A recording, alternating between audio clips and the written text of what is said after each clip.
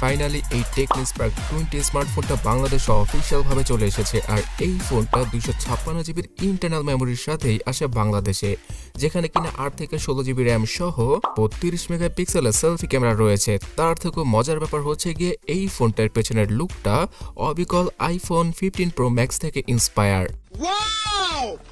এর আগে টেকনোর যতগুলো ফোনে এসেছিল সবগুলো ফোনই আইফোনের মতো ছিল, বাট এটার মতো অবিকল আইফোনের লুকটা ছিল না সেই ফোনগুলোতে। তবে গাইস, ফোনটার মধ্যে কি কোনো প্রবলেম আছে কিনা আর এই বাজেটে, মানে যে বাজেটে কিনা ফোনটা লঞ্চ হয়েছে, সেটা কি আসলে জাস্টিফাই করে নাকি এর থেকেও ভালো ভালো স্মার্টফোন পাওয়া যায়, সবকিছু জানাচ্ছি আজকের এই ভিডিওতে। ফার্স্ট অফ অল জানিয়ে রাখছি, ফোনটার লুক পুরোপুরি আইফোনের মতো হলেও পেছনে প্লাস্টিক ব্যাগকে ইউজ করা হয়েছে, তাই অবশ্যই এই ফোনটা ব্যাক পলি লাগিয়ে ইউজ করবেন, তাতে করে ফোনে কোনো স্ক্র্যাচ পড়বে না। আর ফোনটার পেছনে রয়েছে ডুয়াল ক্যামেরা সেটআপ এবং বড় আকৃতির একটা ফ্ল্যাশ লাইট। তাছাড়া ফ্রন্টেও পাওয়া যাবে ফ্ল্যাশ লাইটের সাপোর্ট। তো প্রাইসিংটাই তো জানানো হলো না যে কেমন প্রাইসে এর 256 জিবির ভেরিয়েন্টটা বাংলাদেশে এসেছে। 16,999 টাকা এই প্রাইসেই চলে এসেছে টেকনো স্পার্ক 20 স্মার্টফোনটা বাংলাদেশে অফিসিয়াল ভাবে। তবে অফিসিয়াল স্টোর থেকে কিনলে হয়তো আরো কিছু টাকা বেশি দিয়ে কিনতে হবে আপনাকে, কিন্তু আরো কমে কোথা থেকে কিনবেন সেটা না হয় একটু পরে জানাচ্ছি, তার আগে এর ডিসপ্লে সম্পর্কে জানা যাক। এবার আর 6.8 ইঞ্চি নয়, 6.6 ইঞ্চির কিছুটা কম্প্যাক্ট সাইজের এইচডি প্লাস রেজলিউশনের 90 হার্জের ডিসপ্লেকে ইউজ করেছে টেকনো এখানে, যেটা দেখে আমি কিছুটা হলেও হতাশ হয়েছি, বিকজ এর আগে তাদের স্পার্ক 10 প্রো স্মার্টফোনটাতে ছিল 6.8 ইঞ্চির ডিসপ্লে, তাও আবার ফুল এইচডি প্লাস রেজলিউশনের। সো আগের তুলনায় এবার কিছুটা ডাউনগ্রেড করা হয়েছে প্রাইস অনুযায়ী এই ফোনটাতে, বিকজ 10 প্রো স্মার্টফোনটাই এই দামে পাওয়া যায় বর্তমানে বাংলাদেশে। তাছাড়া গ্যাস এই ডিসপ্লেতে 90 হার্জের রিফ্রেশ রেট পাওয়া যাবে, যেটা কিনা ঠিকঠাকভাবে কাজ করছিল আর মোটামুটি স্মুথই মনে হবে যখন কিনা ফোনটা ইউজ করবেন। কিন্তু এর যে 266 পিপিআই ডেনসিটি, এর কারণে এই ডিসপ্লেতে শার্পনেসের ঘাটতি চোখে পড়বে, যেটা আসলে একটা ডাউনগ্রেড। এছাড়া এই বছর মানে 2024 সালে এসেও টেকনো অ্যান্ড্রয়েড 13 এর সাথে তাদের ফোন লঞ্চ করছে, যেটা একদমই ঠিক নয়, বিকজ টেকনোর ফোনগুলোতে ওএস আপডেট তেমন একটা পাওয়াই যায় না। তো অ্যান্ড্রয়েড 14 এর সাথে আসলে টেকনো স্পার্ক 20 স্মার্টফোনটা খুব ভালো হতো। তা না করে তারা অ্যান্ড্রয়েড 13 এর সাথে এনেছে এই ফোনটা, যেখানে কিনা তাদের হাই ওএসকে পাওয়া যাবে এবং এখানে বেশ কিছু কাস্টমাইজেশনের ফিচারও রয়েছে। তাছাড়া বাজেট ক্যাটাগরির এই ফোনটাতে অনেকগুলো অ্যাডসের দেখা পেয়ে যাবেন আপনারা। তার পাশাপাশি বেশ কিছু অ্যাপকে প্রি ইনস্টল ভাবে দিয়ে দিয়েছে টেকনো, যেগুলো নোটিফিকেশনে ফোন ইউজ করার এক্সপিরিয়েন্সটাই খারাপ হয়ে যাবে। তাই অবশ্যই এই ফোনটা কেনার পরে সবগুলো অ্যাপকে আনইনস্টল করবেন যেগুলো আপনাদের প্রয়োজন হবে না, তার পাশাপাশি অ্যাডসগুলোকেও বন্ধ করে দেবেন। সো বাজেট অনুযায়ী ডিসপ্লে এবং সফটওয়্যার এক্সপিরিয়েন্স কোনোটাই ভালো দিতে পারেনি টেকনো এবার। তাহলে কি পারফরমেন্সটা ভালো দিয়েছে? না, এখানে মিডিয়াটেকের G85 কে ইউজ করা হয়েছে, যেটা কিনা 3-4 বছর আগে লঞ্চ করেছিল মিডিয়াটেক। যদিও কিনা এই চিপসেটটা বর্তমানে 10-12 হাজার টাকার স্মার্টফোনে দেখতে পাওয়া যায়, তারপরও টেকনো 17,000 টাকা দামের ফোনে এই চিপসেটটা নিয়ে এসেছে। যদি অন্ততপক্ষে মিডিয়াটেকের G88 কে দিত তাও কিছুটা ভালো হতো, অথবা G99 কে দিলে তো কথাই ছিল না, চোখ বন্ধ করে রিকমেন্ড করা যেত টেকনো স্পার্ক 20 স্মার্টফোনটা। তো এই চিপসেটটার জন্য আপনারা হাই গ্রাফিক্সে তেমন কোনো গেম খেলতে পারবেন না, একদম লো গ্রাফিক্সে রেখে টুকটাক গেমিং করা যাবে। যেমন পাবজি গেমটা 35 থেকে 40 FPS এ টেনে টুনে খেলা পসিবল হবে। ফ্রি ফায়ার গেমটা খেলার সময় ল্যাগ দিতে পারে এই চিপসেটটার জন্য এই ফোনটি। তাছাড়া জাইরো সেন্সরটাও নেই। আর রেগুলার লাইফ ইউজ করার ক্ষেত্রে হেভিলি ইউজ করলে অবশ্যই প্রবলেম ফেস করতে হবে এই ফোনটা দ্বারা, যতই কিনা 8 জিবি র্যাম অথবা 16 জিবি র্যাম থাকুক।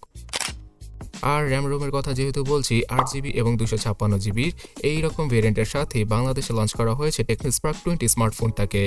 এই ফোনটার 8 জিবি র্যামের সাথে আরও 8 জিবিকে আপনারা এক্সট্রা যুক্ত করতে পারবেন, যেটা রেগুলার লাইফে তেমন একটা কাজে আসবে না। তবে 256 জিবির ইন্টারনাল মেমোরিটা ভালোই হবে যে কারোর জন্য। তার পাশাপাশি এসডি কার্ডের মাধ্যমে আরও 512 জিবি মেমোরিকে আপনারা ইউজ করতে পারবেন ইজিলি টেকনো স্পার্ক 20 স্মার্টফোনটায়। সো র্যাম রোমের দিক দিয়ে তো ভালোই করেছে, বাট চিপসেট, ডিসপ্লে অথবা সফটওয়্যার এক্সপিরিয়েন্সটা বাজেট অনুযায়ী মোটেও ভালো ঠেকছে না। কিন্তু ক্যামেরা সেগমেন্টে কাঁপিয়ে দিয়েছে টেকনো।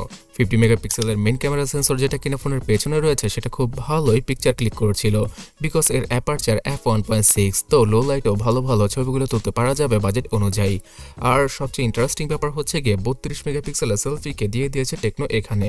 যদিও কিনা রাতের বেলা 32 মেগাপিক্সেলের ইমেজগুলো সেলফি ক্যামেরা দ্বারা তোলা পসিবল হয় না, তারপরও বাজেটের মধ্যে অন্য কোনো স্মার্টফোন এত ভালো সেলফি ক্যামেরা দিতে পারছে না।